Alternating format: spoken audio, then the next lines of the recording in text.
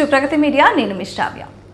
పిల్లలకి ఎంఆర్ఐ టైంలో అనెస్థీషియా ఎందుకు ఇస్తారు, ఇవ్వకపోతే ఏంటి, ఇస్తే ఏంటి, దానికి ముందు తీసుకోవాల్సిన జాగ్రత్తలు ఏంటి, పేరెంట్స్ ఖచ్చితంగా తెలుసుకోవాల్సిన విషయాలేంటి, ఇవన్నీ కంప్లీట్గా అడిగి తెలుసుకుందాం. మన ముందున్నారు డాక్టర్ డి శ్రావణి గారు, consultant anaesthesia in city neuro hospital. Hi ma'am.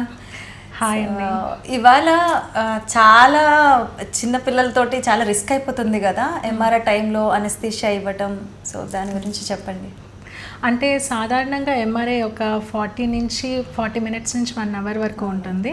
So చిన్నపిల్లలు అంత సమయము కదలకుండా ప్రశాంతంగా పడుకోవడం అనేది చాలా కష్టము. ఇంకొకటి ఎంఆర్ఐలో ఒక్కొక్కసారి కొంచెం నాయిస్ కూడా ఉంటుంది. ఆ సౌండ్స్కి కూడా పిల్లలు భయాందోళనకి గురయ్యే ఛాన్సెస్ ఉంటాయి. అందుకని పిల్లలకి 10 to 12 ఇయర్స్ లోపు పిల్లలైతే మేము అనెస్థీషియా ప్రిఫర్ చేస్తాం. సో వాళ్ళు స్టాండర్డ్గా ఉండడం కోసం ఖచ్చితంగా అనెస్థీషియా ఇవ్వాల్సిందే. లేకపోతే డయాగ్నోసిస్కి కూడా ప్రాబ్లం అవుతుంది. స్కాన్ సరిగ్గా రాదు, మూమెంట్స్ ఏమైనా ఉంటే. అయితే ఏ ఏజ్ నుంచి ఏ ఏజ్ వాళ్ళకి ఇస్తారు మ్యామ్ ఇలా ఎంఆర్ఐ టైంలో అనెస్థీషియా అనేది? అంటే చిన్నప్పుడు అంటే లైక్ మంత్స్ బేబీస్ నుంచి years babies 10 to 12 years babies వరకు ఇస్తాం. అంతకంటే పెద్దవాళ్ళకి కూడా ఇవ్వకూడదని ఏమీ లేదు. కోఆపరేట్ చేయలేకపోతే అలాంటి పిల్లలకి కూడా ఇస్తాం. ఓకే, అలా ఉన్నప్పుడు సిచ్యువేషన్ ని బేస్ చేసుకొని కూడా డిసైడ్ చేసుకుంటారు. అనెస్థీషియా ఇవ్వడం అంటే చిన్న పిల్లలకి బేసిక్ గా అనెస్థీషియా ఇవ్వడం ఎంతవరకు సేఫ్? దానివల్ల ఏదైనా ప్రాబ్లమ్స్ ఉంటాయా, ఏదైనా సైడ్ ఎఫెక్ట్స్ ఉంటాయా? అంటే మేము అనెస్థీషియాకి యూజ్ చేసే డ్రగ్స్ అన్ని చాలా short acting drugs. So anaesthesia ఇచ్చే సమయం అంటే ఎంఆర్ఐ తీసే సమయం వరకే ఆ డ్రగ్స్ ఎఫెక్ట్ ఉంటుంది. దాని తర్వాత పిల్లలకి ఎలాంటి లాంగ్ టర్మ్ సైడ్ ఎఫెక్ట్స్ అయితే ఏమీ ఉండవు. అండ్ డ్యూరింగ్ అనెస్థీషియా కంప్లీట్గా బేబీని మేము మానిటర్ చేస్తూ ఉంటాము. సో వాళ్ళకి ఎటువంటి ప్రాబ్లమ్స్ అయితే రాకుండా ఉంటాయి. ఎలా హ్యాండిల్ చేస్తారు? అంటే చిన్న పిల్లలు కొంతమంది అస్సలు మాట వినరు కదా, వాళ్ళు ఎలా హ్యాండిల్ చేస్తారు మ్యామ్ మీరు? అంటే ఫస్ట్ బిఫోర్ డే ఒకసారి ప్రీ అనెస్థెటిక్ చెకప్ అని చెప్పి పిల్లల్ని ఒకసారి వాళ్ళ మెడికల్ హిస్టరీ కానీ, వాళ్ళకి ఏమైనా డ్రగ్ ఎలర్జీస్ అవి ఏమైనా ఉన్నాయా, లేకపోతే కాఫ్ కోల్డ్ ఫీవర్ ఉన్నాయా, అలాంటివన్నీ హిస్టరీ తీసుకోవడానికి ప్రీ అనెస్థెటిక్ చెకప్ అని ఒకసారి పిల్లల్ని ఇది చూస్తాము. అండ్ డ్యూరింగ్ ప్రొసీజర్ కూడా స్టార్ట్ చేసే ముందు మేము ఈ ఎంఆర్ఐ సూట్లోకి పేరెంట్స్ని కూడా ఎలో చేస్తాం.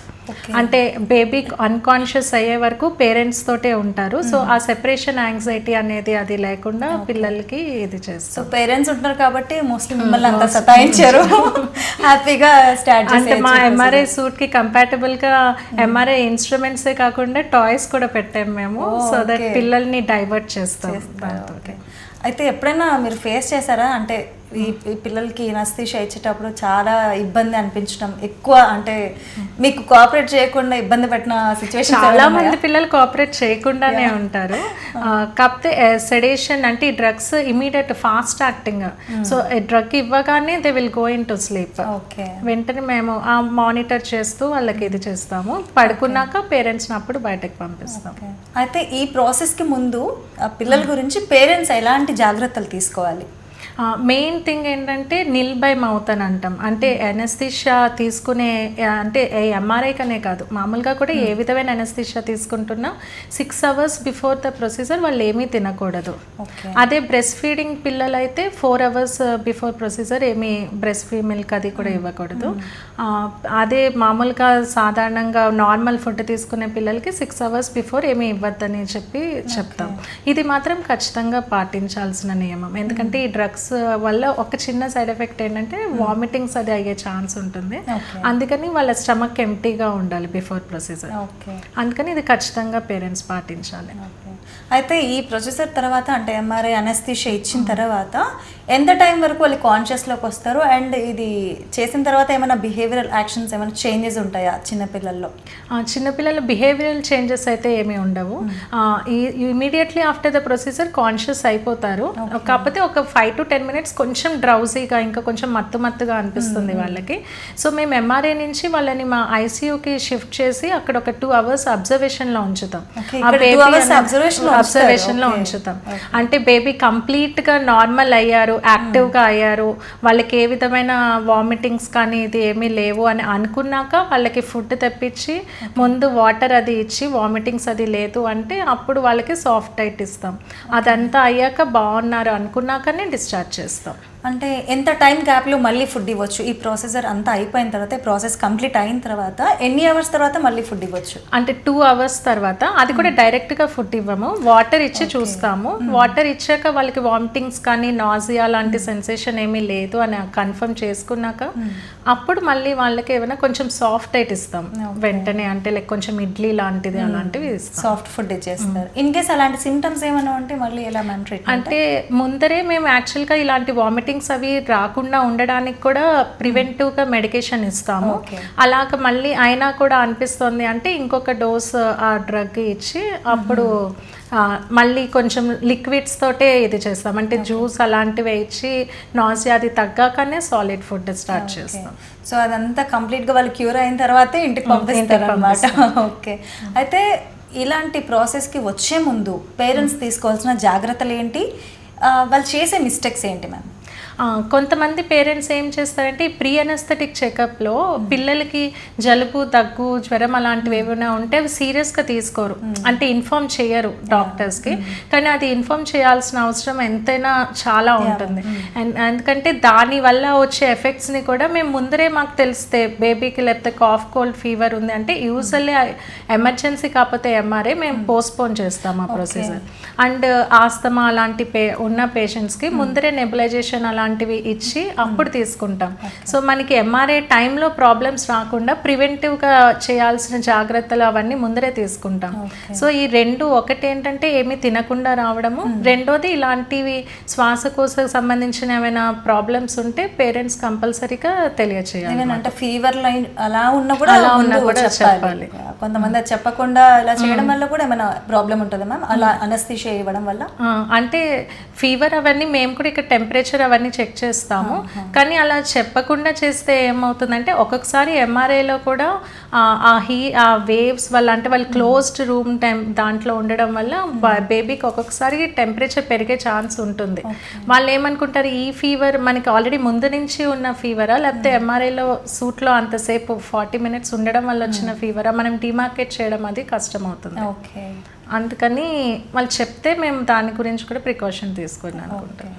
సో ఇంకా ఎలాంటి ప్రికాషన్స్ తీసుకుంటారు మ్యామ్? ఇంకా ముందు మేము కూడా బేబీని ఫుల్గా అబ్జర్వ్ చేస్తాం, వాళ్ళకి ఏమైనా లూజ్ టీత్ కానీ అలాంటివి ఏమైనా ఉన్నాయా అనేది. అండ్ ఒక్కొక్కసారి కొంతమంది పిల్లలు సెడేషన్తో కూడా సరిగ్గా పడుకోరు, దానికి కూడా మూమెంట్స్ అవి ఇస్తూ ఉంటారు. అలాంటి వాళ్ళకి జనరల్ ఎనస్థీషియా కూడా అవసరం అవ్వచ్చు. సో దానికి తగ్గినట్టు ఎంఆర్ఐ కంపాటబుల్ ఎక్విప్మెంట్ కూడా మా దగ్గర రెడీగా ఉంటుంది. సో అది అవసరమైతే ఆ సిచ్యుయేషన్కి తగినట్టుగా ఎనస్థీషియాని చేంజ్ చేస్తాము. ఇంకొకటి డ్యూరింగ్ ద ప్రొసీజర్ బేబీ యొక్క హార్ట్ రేట్ కానీ ఆక్సిజన్ సాచురేషన్ లెవెల్స్ కానీ అవన్నీ కంటిన్యూస్గా మానిటర్ చేస్తూ ఉంటాం. అంటే ఈ ప్రాసెస్ అవుతున్నంతసేపు కూడా ప్రొసీజర్ అప్పుడు మేము మానిటర్ చేస్తుంటాం. అండ్ ప్రొసీజర్ అంతసేపు కూడా బేబీకి ఆక్సిజన్ సప్లై ఉంటుంది, అంటే ఆక్సిజన్ మాస్క్ తోటి ఆక్సిజన్ ఇస్తూనే ఉంటాం బేబీకి. సో ఎలాంటి ప్రాబ్లం లేకుండా అన్ని ప్రికాషన్స్ తోటి ఎంఆర్ఐ టైంలో అనస్థీషియా ఇస్తారు అనమాట. ఓకే. అయితే ఇది అయిన తర్వాత ఏమైనా పిల్లలకి ప్రాబ్లమ్స్ అట్లా ఏమైనా అంటే ఫుడ్ వల్ల మళ్ళీ ఫుడ్ డైజెస్ట్ అవ్వకపోవడం, లేకపోతే వామిట్ అవ్వడం, అంటే తర్వాత వెళ్ళిన తర్వాత అట్లా ఏమైనా ఎఫెక్ట్స్ ఉంటాయా? మళ్ళీ ఎప్పుడు తర్వాత ఏమైనా డాక్టర్ని కన్సల్ట్ అవ్వాలా? అంటే యాక్చువల్లీ డ్రగ్స్ అన్ని షార్ట్ యాక్టింగ్ కాబట్టి ఇంకా అంతసేపు ఏమి ఉండదు ఆ ఎఫెక్ట్స్, సైడ్ ఎఫెక్ట్స్. ఆ నాసియా, వామిటింగ్స్ అనేది కూడా హార్డ్లీ చాలా రేర్గానే చూస్తాం, ఎందుకంటే ముందుగా ప్రికాషనరీగా కూడా అవి రాకుండా యాంటీ ఎమెటిక్ మెడికేషన్స్ అనేది మేము ముందరే ఇస్తాం కాబట్టి. మరీ వాళ్ళకి ఇంకా వామిటింగ్స్ ఉంది అని అంటే ఒక రోజు కోసము కొంచెం light food, easy digestible food తీసుకోమని అడ్వైస్ చేస్తాం. సాఫ్ట్ ఫుడ్ తీసుకుంటే సరిపోతుంది. సో ఈ ప్రాసెస్కి ముందు, ప్రాసెస్ తర్వాత పేరెంట్స్ మాత్రం తప్పనిసరిగా జాగ్రత్తలు తీసుకోవాలి పిల్లల గురించి. తీసుకోవాలి. అయినా మేము కూడా ముందరే వాళ్ళకి కౌన్సిల్ కూడా చేస్తాం, అంటే ఈ ప్రొసీజర్ అంతా కూడా పేరెంట్స్కి ఎక్స్ప్లెయిన్ చేస్తాం, సో దట్ పేరెంట్స్ ముందు పానిక్ అవ్వకుండా ఉంటారు. ఎందుకంటే ఇప్పుడు పిల్లలకి అనస్థీషియా అనగానే చాలా మంది పేరెంట్స్ భయపడతారు, పెద్దవాళ్ళకి అనస్థీషియా అంటేనే కొంతమంది భయపడతారు. సో చిన్న పిల్లలకి ఇచ్చే టైంలో మళ్ళీ పేరెంట్స్ని కూడా ఎలా ప్రిపేర్ చేస్తారు మీరు? పేరెంట్స్ని అది ఈ ప్రొసీజర్ అంతా వాళ్ళకి ఎక్స్ప్లెయిన్ చేస్తాం కాబట్టి సేమ్ ఇలాంటి షార్ట్ యాక్టింగ్ డ్రగ్సే ఉంటాయి వాళ్ళకి, పిల్లల మీద ఎటువంటి లాంగ్ టర్మ్ సైడ్ ఎఫెక్ట్స్ ఉండవు. లేకపోతే కొంతమంది parents already without anaesthesia try చేసి ఉంటారు ఎంఆర్ఐ చేయించుకోవడానికి, సో అది కష్టము, అంటే అలా అవ్వదు.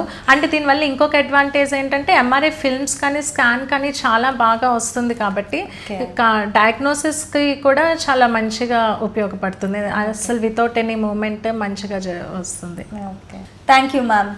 సో ఇది అనస్థీషియా, ఎంఆర్ఐ టైంలో అనస్థీషియా ఇచ్చినప్పుడు తీసుకోవాల్సిన జాగ్రత్తలు, మనం ఎలా అంటే ప్రాసెస్కి ముందు తర్వాత ఏమేమి జాగ్రత్తలు తీసుకోవాలి, ఎలా ఉండాలని పేరెంట్స్ ఖచ్చితంగా తెలుసుకోవాల్సిన విషయాలు. ఇలాంటి మరిన్ని అప్డేట్స్తో మళ్ళీ కలుద్దాం. Signing off Shravya. Thanks for watching. తప్పకుండా మీ అభిప్రాయాలను మా కామెంట్స్లో తెలియజేయండి.